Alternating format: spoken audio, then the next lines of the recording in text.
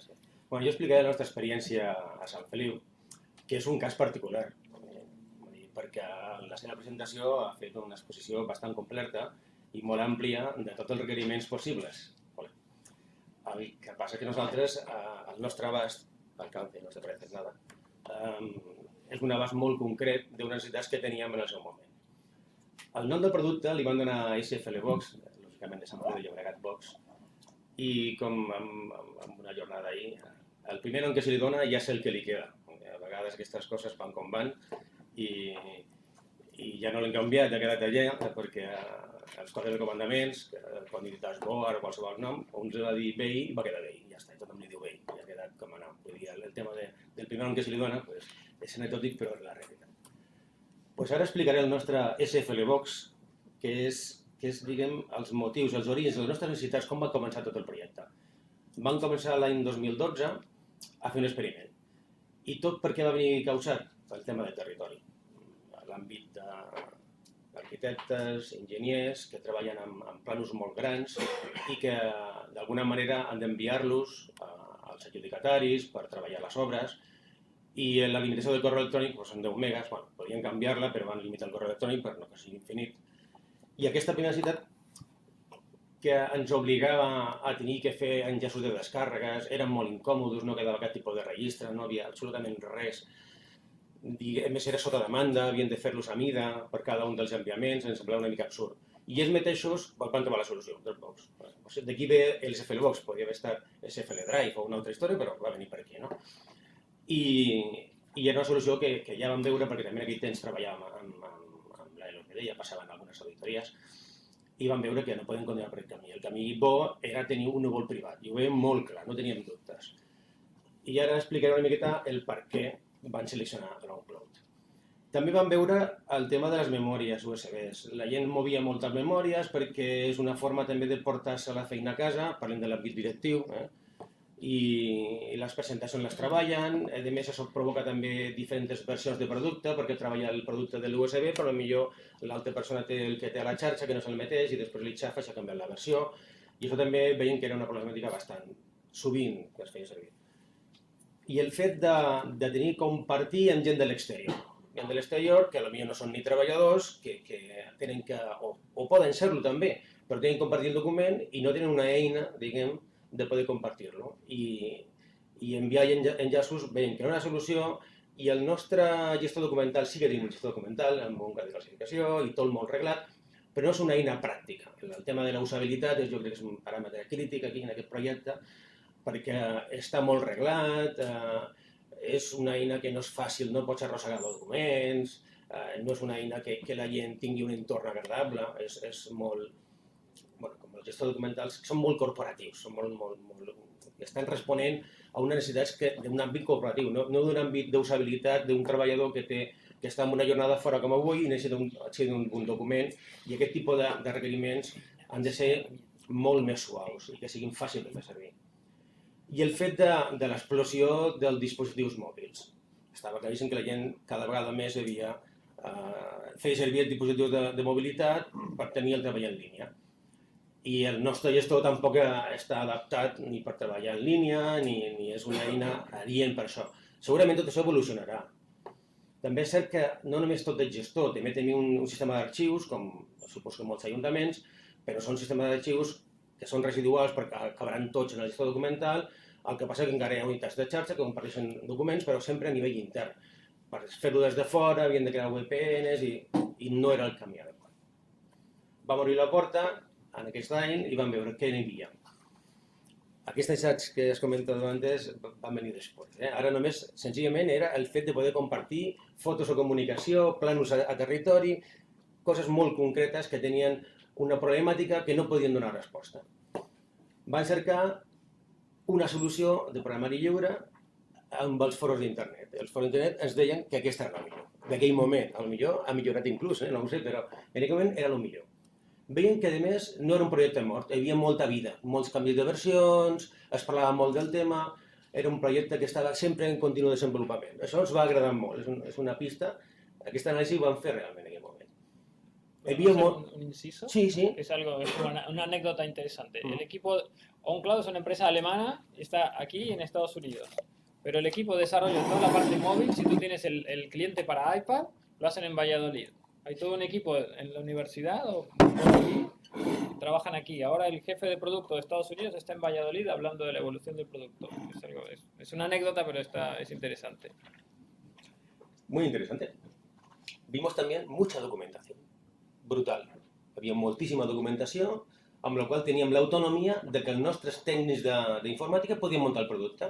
I això era algo brutal. No era algo habitual trobar tanta documentació. No només la pròpia documentació que oferia el fabricant, bueno, dic fabricant, sinó també la que hi havia a internet. Hi havia molta documentació. El fet de que fos privat és fantàstic, perquè la gestió és totalment teva. Fas tot el que vols, fiques les quotes que vols, apliques les teves pròpies polítiques de seguretat, l'incorpores dins de la política de seguretat de tot el teu sistema, del teu CPD que tens, amb tota la resta de servidors, és un mes. I, a més, no tens cap vínculo amb un tercer. És tot teu, realment. Era molt fàcil complir el requeriment tècnics, els nostres tècnics de sistemes no tenen cap dificultat. De fet, la primera versió va ser el modo clàssic, que és muntar un Linux amb els requeriments que ens demanaven, que vam veure que necessitaven, i amb fitxer, amb un arxiu, que és la versió més clàssica, el següent, i muntar-la. No? Avui en dia n'hi ha plugins, això ha canviat molt, pots baixar-te una màquina sencera, la pots muntar, la importes, i ho tens tot allà un prototipus i pots provar-ho. Però van anar pel camí antic, que en aquell moment potser el de plugins no existia en aquell moment. Vam veure que havia suport especialitzat. Si no hi ha suport, no comprem res. No tenim cap producte a l'Ajuntament que no tingui suport. És suïcida fer alguna cosa sense suport. Ni que sigui programari lliure. És absurd. Perquè qualsevol problema que tinguis tenir, tens que tenir un temps de resposta i una disponibilitat. El SLA és una paraula que ja està a l'ADN. Abans ni la feia servir ningú i avui en dia no tenir disponibilitat i no poder donar de resposta en 8 hores, en 6 hores, amb una problemàtica, ni un càrrec directiu, que realment és l'abast d'aquest projecte, és bastant greu. I també la part de mobilitat que hem dit abans teníem solució. Hi havia aplicacions mòbils, tant per el dispositiu de mobilitat com pels clients que hi havia de Windows, menys n'hi ha Macs i Linux, no fins a dir gaire, bueno, n'hi ha alguns a l'Ajuntament, però majoritàriament Windows, i teníem clients per fer les sincronitzacions, amb la qual havien fet, diguem, un 360, teníem tot complet realment amb aquesta eina. Ara venen dues que són molt reglades, molt formals, Van fer una presentació a la direcció l'any 2013 i en aquell moment van tenir que decidir i definir què volia dir SFLBox.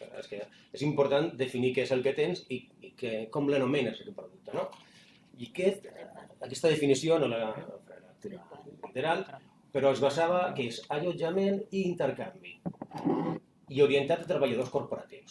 Això ho teníem molt clar. Devien tenir una seguretat de que aquest producte estava al nostre sistema i que es feia servir per intercanvi d'informació.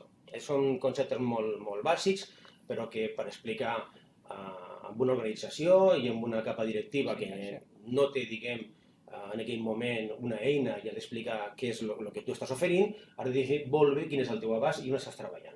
I aquesta capacitat de tenir aquests documents, a més la pots fer amb gent de fora de l'organització, que això sí que li dona un punt que és el que li faltava. O sigui, perquè ja teníem la possibilitat de compartir dins, amb certes dificultats, però no amb gent de fora. I això sí que te dona la possibilitat. No surt aquí, però efectivament, com també ha sortit aquí, però sí que està, pots donar tot tipus de permisos, si són d'edició, de modificació, només un simple enllaç que no pugui fer res, només descarregar-lo. Això ja no explica tota la definició, però són totes components complementaris que estan enriquint aquesta definició. I a més, que no ho diu la definició, aquest petit comentari, de sincronitzar. Sincronitzar és el fet que tu tens aquesta versió en el teu client, que tu pots anar modificant i que és la mateixa que pujarà al núvol. Algo que tothom avui en dia ho té superat amb les eines que hi ha a xarxa, però aquesta ja també la té. I aquesta eina dona la facilitat que tant estigues a la xarxa com estigues a la teva unitat local, el que tu modifiques està sempre permanentment sincronitzat. I si està compartit amb la resta d'usuaris, doncs també ho tenen disponible. I es va tenir l'obligació de definir que era segur el sistema, perquè sense seguretat els projectes no avancen. La part de seguretat era dir-los que estem sota el control d'una plataforma segura. Les nostres cabines són dobles cabines, amb dobles camins redundants, les pròpies del propi CPD, amb 2 CPDs, tot replicat. Això és un element més dins del contracte del CPD, amb el qual estaven donant aquest plus de garantia de seguretat que volien, que ja la disposaven. També tenim una política de copia de seguretats, diàries, setmanals, mensuals, anuals, i amb una certa granulitat que amb ells estem més que coberts. Aquesta part era la part més crítica de tot el projecte, la seguretat. Les altres són com més complementaris. El fet de que no viatgin, la tentació que tenen de que puguin fer servir altres plataformes, Drive o el Dropbox, no tens la seguretat d'on van els documents i en com viatgen aquests documents i la capacitat que tens d'assegurar aquesta peculiaritat de que no puguin agafar-te el document i que ni saps on està allotjat aquest document. I el fet que com és nostre, és un núvol privat, podem administrar-lo i podem crear l'espai de documents al nostre criteri i establir les normes nosaltres mateixos. I el fet de poder garantir la disponibilitat. Aquest últim punt és el pas que hem donat aquest últim any passat de contractar el servei de suport. Fins ara hem anat de per lliures, o sigui, hem fet tot pel nostre compte, ho hem muntat per nostre compte, hem canviat les versions nosaltres mateixos, quan hem pogut, hem mirat els manuals, ens hem buscat la vida i hem donat una resposta amb una necessitat que teníem.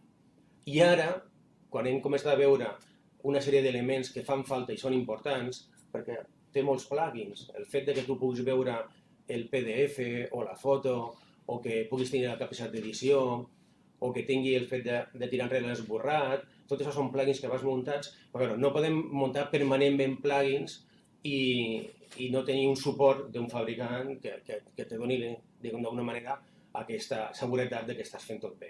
El canvi de versions ho fem tots nosaltres, ara, des de fa pocs mesos que tenim aquest servei de suport, i considerem important, sí que fem canvi de versions de la mà del fabricant, assegurem que el canvi sigui efectiu, fem uns treballs previs, preparatoris, jo crec que hem millorat molt, muntem una màquina de proves, provem primer la màquina de proves, que tot funcioni bé, i quan està tota la màquina de proves, l'entorn de proves, ho passem a productiu.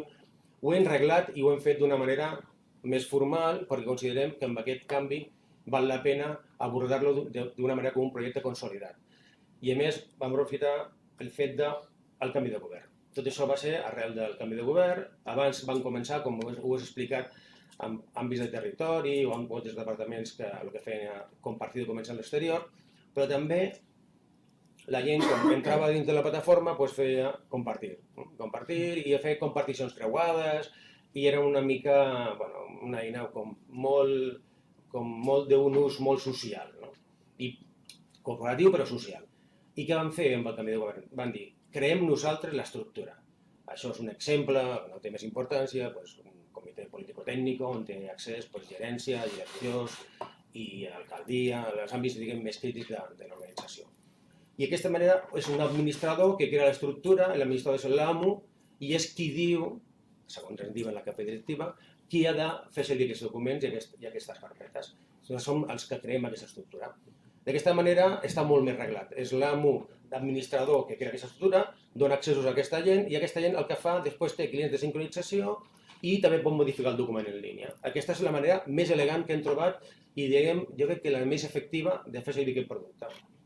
I evitem aquestes comparticions creuades perquè són comparticions naturals des de la font de la creació de l'origen de les dades. Cal matisar que hem decidit que aquesta eina és una eina de l'àmbit directiu, gerència, polítics. No vol dir que sigui a l'abast de tota l'organització, està a l'abast de tothom perquè està integrat en director directiu, és el que més es va costar. Des de la configuració és molt complicada, però com estàvem sols va costar una miqueta. Però perquè realment considerem que els documents reglats ja estan a l'estat documental, ja tenen un camí i un cicle de vida. Aquests documents són documents, que estan en una fase prèvia, són documents que la gent està compartint, que està treballant, són documents que necessiten tenir en línia, perquè els altres ja el tenen, ja estan organitzativament. Quan passen a un estat més avançat ja s'incorporen a l'organització. No té sentit en el seu moment, vull tenir en línia tota la carpeta de tota la unitat, això ocupa un espai immens i veiem que les cabines de discos s'anaven absurdament per una eina que el que vol és compartir en línia documents que realment és el que necessiten treballar. Aquest comitè d'aquesta gent i molt més usuaris d'aquesta capa directiva vol tenir en línia documents que estan treballant. I després aquests documents passen a la part reglada, que és la part de gestió documental, que ja té la seva política, les seves mòrex i tot el compliment normatiu, que jo crec que val la pena. I així estem coberts de dues bandes, que crec que és la part més significativa del projecte. Bueno, això explica una miqueta què fa l'administrador. L'administrador crea aquesta CPT o les àrees, va crear aquesta estructura i va donant permisos, que estan aquí a la dreta, a tots els directors, gerents i la capa aquesta de gent, diguem, de l'àmbit directiu i gerencial, que cal compartir-los, així com els tècnics i altres persones també administratius que formen part d'aquesta documentació. I l'usuari quan entra es troba ja aquestes carpetes, quan entra al seu espai, que ja venen compartides d'aquest administrador que ha estat creant aquestes carpetes. Bueno, l'accés al núvol, bueno, aquí he fet unes captures de pantalla, no té més, les petites és un accés per un entorn web, amb el teu usuari i contrasenya, i surt un exemple que en aquest cas li sortia la carpeta CPT i allà podia començar a treballar. Està clar que els usuaris poden crear les seves pròpies carpetes, tenen llibertat, aquí no hi ha cap problema, i poden pujar documents i compartir-los mitjançant enllaços o qualsevol altra forma de treballar. I el que sí és important és que si es munten el client, no tots tenen per què tenir client, és molt important, el client de sincronització és algo opcional, però si munten client, estem mentalitzant d'aquesta gent que sincronitzar amb el PC té el risc de que esborra del núvol, vull dir que sàpiguen que qualsevol efecte de la seva carpeta local va al núvol i viceversa, vull dir que és el mateix que tu tens allà, i això és important. Aquesta part és la que jo explico quan ja agafo la tableta i anem personalment als usuaris de l'eina i li expliquem en línia amb una app local que té apps també per iPad i per Android i li expliquem un cas real. I amb això acabo la presentació.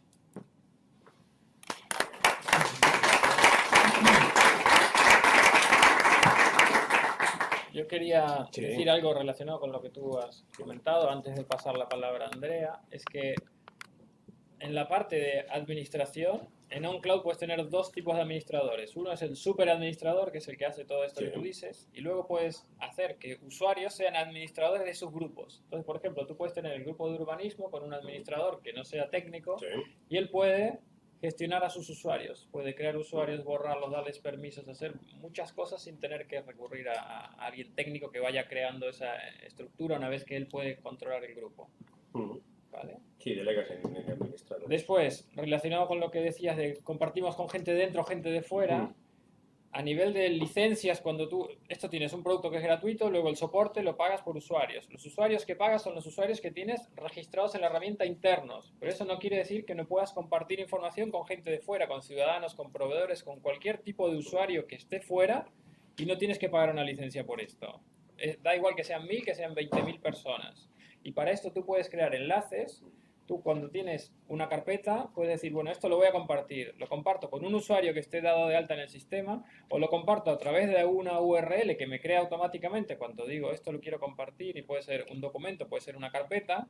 Eso te crea un enlace que tú se lo puedes enviar por mail, incluso desde la propia herramienta si está configurada. Puedes lanzar el mail si sabes la dirección de la persona y ese recurso tú le puedes dar privilegios. Puedes decir, bueno, esto quiero que la persona que recibe el enlace pueda solamente consultar la información o pueda consultar y editar. Entonces, si es una carpeta, por ejemplo, yo como usuario externo, yo soy un ciudadano, el ayuntamiento me manda un enlace, yo puedo ver esta carpeta y podría subir algo, por ejemplo, si tengo permisos. Y el enlace con contraseña, con caducidad también. Bueno, exacto. El enlace puedes forzar a nivel de administrador, puedes decir, esto no se puede compartir sin contraseña, te fuerza a poner una contraseña.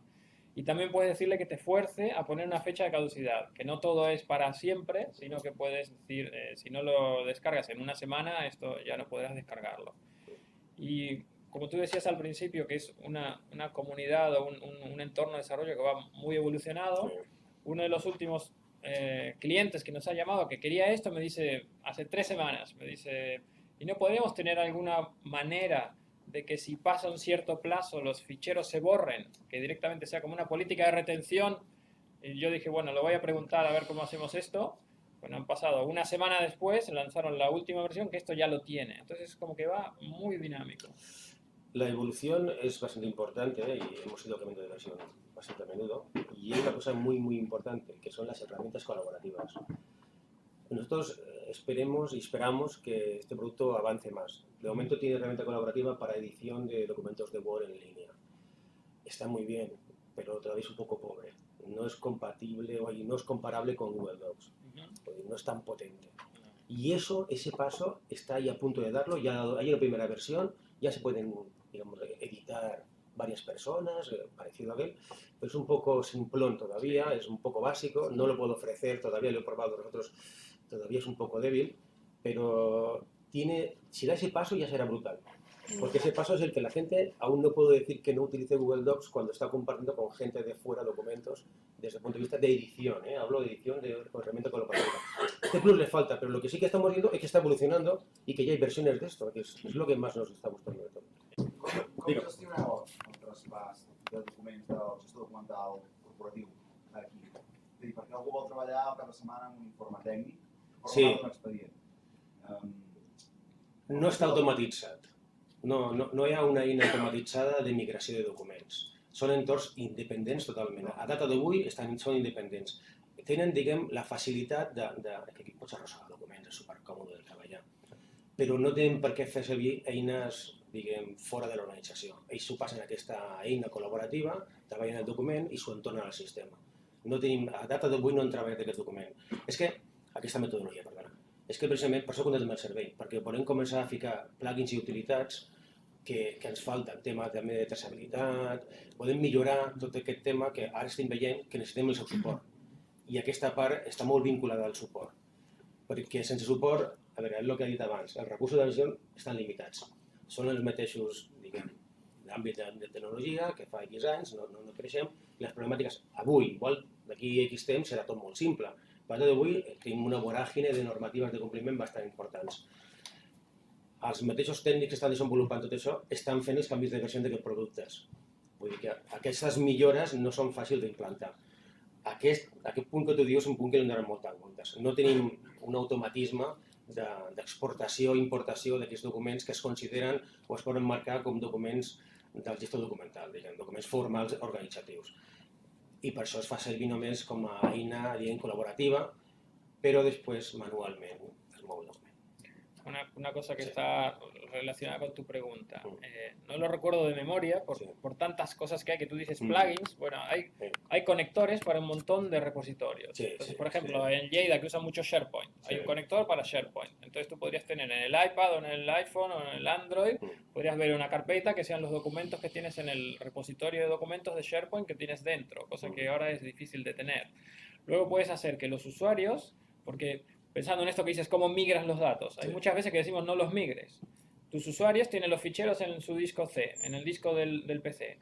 Ese disco lo pueden conectar con la nube y pueden hacer que yo comparta, tú tienes tus ficheros en tu disco de tu PC y eso me mandas un enlace a mí y yo puedo acceder a esos ficheros que están sincronizados en la nube, pero desde tu disco C. Tú no tienes que decir, ahora los voy a migrar, los voy a subir. No, tú le dices, esto ahora compártelo. O esto ahora sincronízamelo con la nube. Puedes hacer esto con discos o unidades de red en Windows, puedes hacerlo por WebDAV, puedes hacerlo con unidades que estén en Linux, puedes hacerlo también incluso con servicios externos, puedes hacerlo con Amazon, puedes hacerlo con Dropbox, puedes hacerlo con Drive. Todos estos repositorios que la gente ahora dice, bueno, ya tengo todo esto aquí, los puedes integrar. Y una cosa muy interesante que también puedes hacer, no solamente es integrarlo, sino que puedes encriptar. Por ejemplo, tú dices, es inseguro que la gente ahora tiene datos en Dropbox. Tú podrías decir, está bien, te dejo usar Dropbox, pero tu volumen de Dropbox lo tienes que acceder a través de OnCloud. Entonces tú metes el conector, yo no soy técnico como para explicarlo bien, ¿no? Pero toda la parte de certificados de seguridad y todo esto lo gestiona dentro OnCloud con sus propios certificados y su propia encriptación. Entonces yo puedo decir, este Dropbox lo meto dentro de la nube y tienes que crear una aplicación para que te valide la conexión entre OnCloud y Dropbox y le aplicas encriptación. Entonces, los datos que, por ejemplo, alguien está grabando en Dropbox pasan por OnCloud, se encriptan y se graban en Dropbox. Ni siquiera propio Dropbox podría desencriptarlos, sino pasan por tu OnCloud y las claves de encriptación y todo el mecanismo de encriptación lo gestiona el propio OnCloud y lo gestionas tú. Y lo gestionas con la encriptación que viene nativa a OnCloud o le pones el mecanismo de cifrado que tú quieras porque es abierto y tiene APIs para poder integrarlo. Es que quizá no... Lo que tú decías, nosotros ya sincronizamos con la nube. Sí. Es decir, lo que está en la red, la unitat de xarxa que té els informes tècnics, ja la tenim sincronitzada amb el núvol. Però el punt que diu ell és que yo tengo un informe... No, lo he entendido. El punto que me pregunta es, claro, yo tengo un informe técnico en la unidad X de informes técnicos, pero ese documento al final va insertado en un gestor documental, que es una estructura diferente, que puede ser un BPM, un gestor documental que va incluido o trabaja conjuntamente. Y ese paso, bueno, lo bueno es que tendría el informe técnico en aquella unidad de red de informes técnicos, igual que hubiera hecho antes. La ventaja que ahora lo puede hacer también desde fuera, en la misma unidad de red, pero ese paso de la unidad de red al gestor documental, que si no, sí que lo que puede hacer es trabajar con el gestor documental en línea, pero como he dicho es muy incómodo. No es, la edición en línea de un gestor documental no está pensado para este tipo de trabajo, son más borradores para generar el informe definitivo. Después, cuando decimos que es integrable, dices, bueno, ¿esto cómo lo haces? Si lo quieres hacer, lo puedes hacer. Existe la documentación de desarrollo de OnCloud. Dices, bueno, yo tengo este CRM o este gestor documental, el Matrix, ¿no?, que tenéis vosotros. Sí. Dice, lo quiero conectar con esto. Puedo compartir los ficheros que los arrastro o puedo hacer un conector y eso está documentado cómo hacerlo, con qué herramientas hacerlo. Hay mucho que cómo hacerlo. aprender.